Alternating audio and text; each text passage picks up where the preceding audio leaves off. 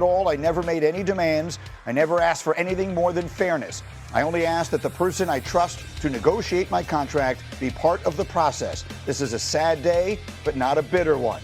That's his side. Now we hear from Jerry Jones and Cowboys legend Michael Irvin. This gives us a better chance to be a better team than we have been the last several years since Micah's been here. Not any negative on Micah, but we're trying to get better. We're trying to stop the run and stay in the hunt. I'm very, very excited about the prospects of what we've done for the Cowboys here. We got what we wanted. Make no mistake about it, we all know we could have signed Micah, but we decided to go with the trade. This is a dark and sad day. Cowboys Nation and the Dallas Cowboys. But as much as I love Micah Parsons, and I hope the best for him and his family, this is a real sad day. Okay. I'm going to walk you through how we're going to do this. Shefty and Graz were right in the middle of this all day long, breaking this Shout out to Shefty and late Graz. in the afternoon yesterday, along with outstanding work by Todd Archer as well, right? Our guy in Dallas and everything else. So we're going to start by walking you through exactly how this happened, and then we will get to the aftermath. Shefty, I'll start with you. Take as much time as you need. How in the world did we get from where we were to where we are this morning? I think we go back to the spring, to when Jerry Jones had a handshake deal in his mind, the way that he once had a handshake deal to buy the Dallas Cowboys. When he met with Micah Parsons and shook hands on a deal that averaged $40.5 million in the spring, Jerry Jones thought they had a deal, but Micah Parsons didn't.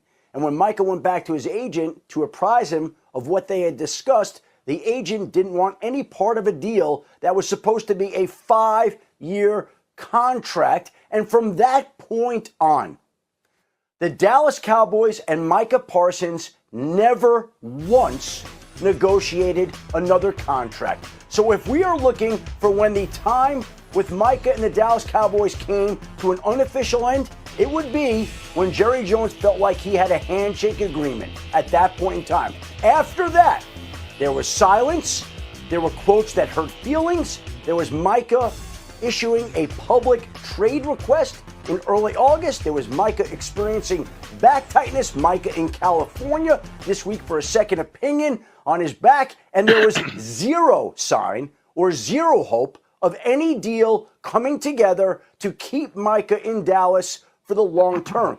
Micah and his representatives reached out about a week ago to see if Dallas would be interested in moving forward, and they were not. So if they're not moving forward with a long-term deal, then clearly Jerry Jones at that point in time would have some interest in having Micah play out his contract with the Dallas Cowboys, which Micah Parsons never was going to do, and thus other teams began calling. Now, I'm told there were multiple suitors for Micah Parsons, but in a way it feels a little bit like it was with the Dallas Mavericks and Luka Doncic, who traded him to the Lakers and really only spoke intensely with the Lakers. Now, there may have been intense negotiations and trade talks with other teams. I'm unaware of them right now.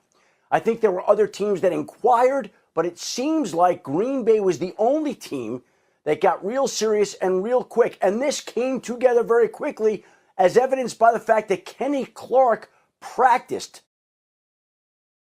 If a Bitcoin was the size of a quarter, all 21 million of them would fit inside a single ship. With the Green Bay Packers yesterday. If the Packers knew and the Cowboys knew that this deal was getting done yesterday, Kenny Clark would not be practicing. But he did practice, and in the end, later in the afternoon, the Cowboys and Packers agree to a deal. Micah agrees to a deal, and Micah gets in his new deal $188 million, $48 more million than Jerry Jones once paid for the Dallas Cowboys when he had a handshake agreement to buy them for $140 million. All right, that's an outstanding roadmap. And Graziano, you were here with me yesterday, and I got the sense from you long before we went on the air that something had changed. And you said it on the air here yesterday. This thing has taken a turn and it's coming to a head. I don't think you expected it to happen as quickly as it did, but you knew something was coming. Yeah, I think as of yesterday, and we were on, Shefty and I were on the phone a lot yesterday, even like 2 o'clock in the afternoon yesterday, it felt like it was heading in this kind of direction, but no one was sure it was going to land here. I think at that point, and Adam, correct me if I'm wrong, but at that point, I think the agent had been in contact with the Packers with the Cowboys' permission, right? To talk about what the contract would look like.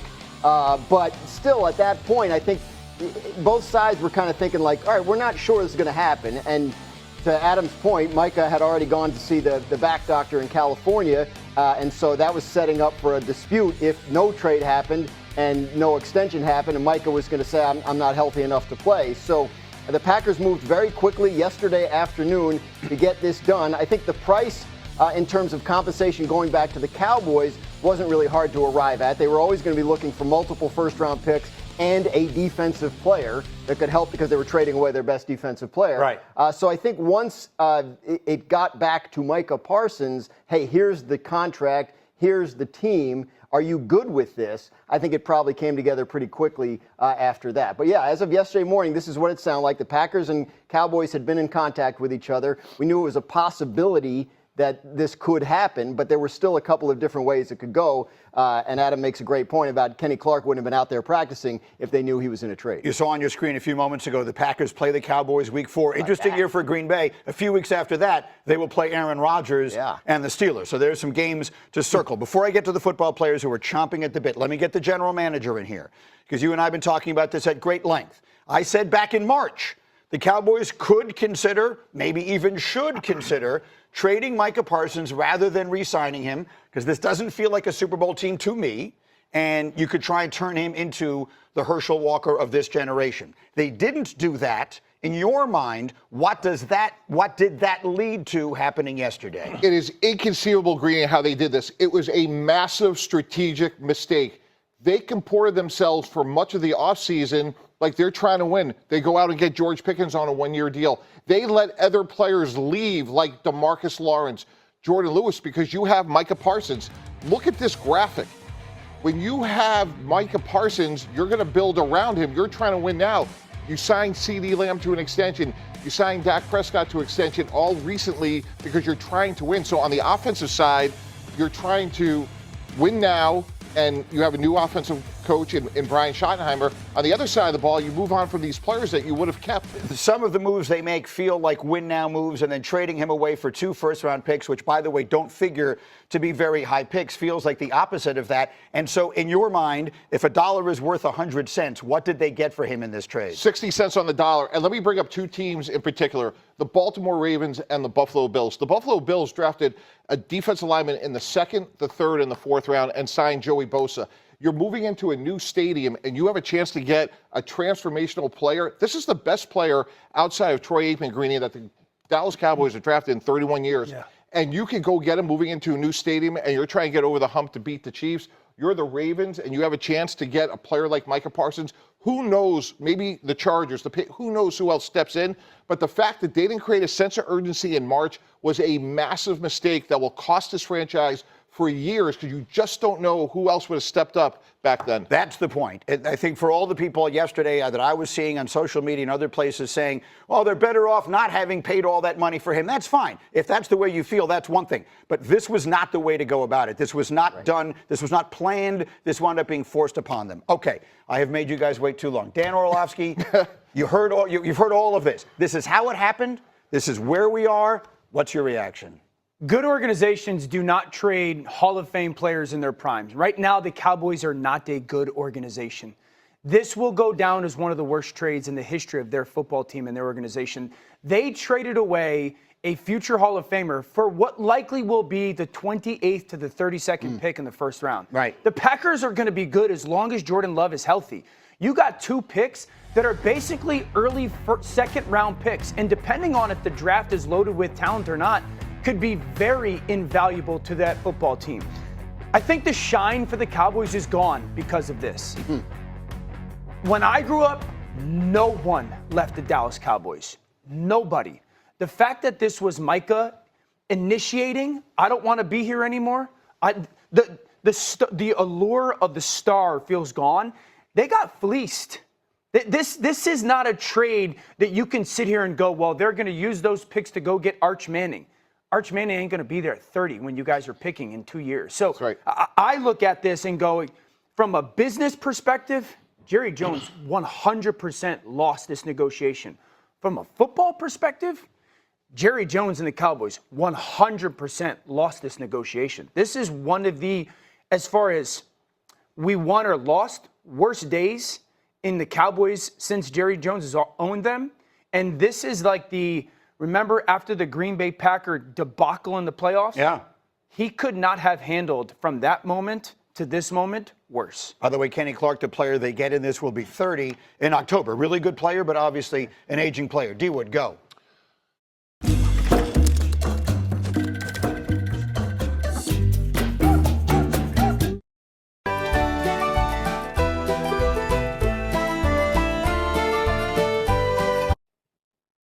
Jerry Jones reminds me right now of Al Davis at the end of his career. It's almost sad to see, to be honest with you. Jerry Jones has done a lot for the game of football. Everyone knows that he's in the Hall of Fame owner. The marketing aspect, the business acumen, he's done so much for the game of football.